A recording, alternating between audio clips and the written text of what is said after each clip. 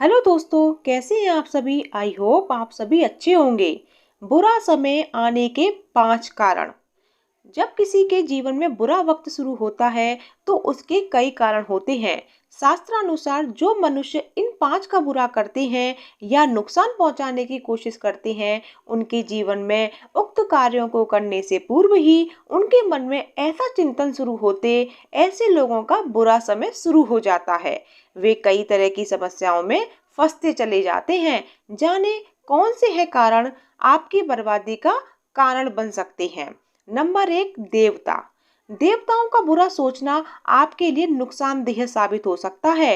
रावण इस बात का सबसे बड़ा उदाहरण है। वे हमेशा देवताओं के मार्ग में बाधा पहुंचाता था।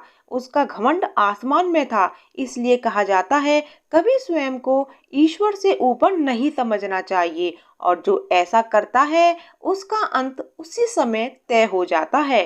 नंबर 2, वेद। असुरों ने वेदों का बहुत अपमान किया था।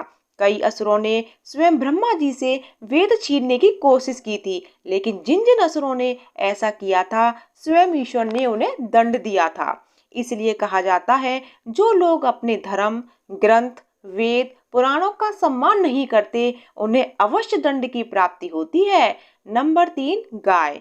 गाय का असम्मान करने की वजह से बलासुर का नाश हुआ था। उसने देवताओं की सभी गायों का अपहरण करके उन्हें अत्यधिक पीड़ा पहुंचाने का कार्य किया था।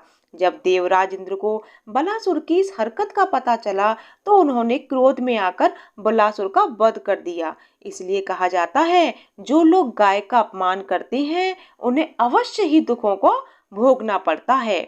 नंबर 4, गुरु। दुर्योधन ने ऋषि मैत्रेय का अपमान किया था। एक बार वह धृतराष्ट्र से मिलने आए थे। महल में उनका बहुत आदर सत्कार हुआ।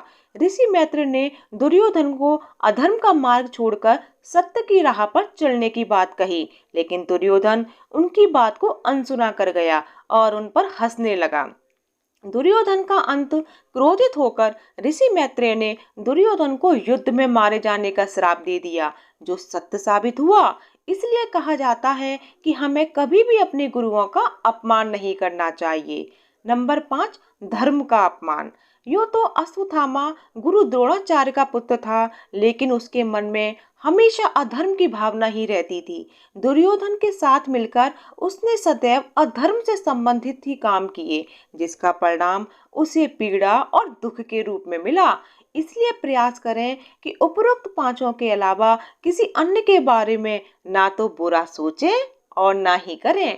कृपया मेरे चैनल को प्यार और सपोर्ट दीजिए। सब्सक्राइब, लाइक, शेयर जरूर कीजिए, और हाँ, कमेंट में जय श्री राम जरूर लिखिएगा। धन्यवाद।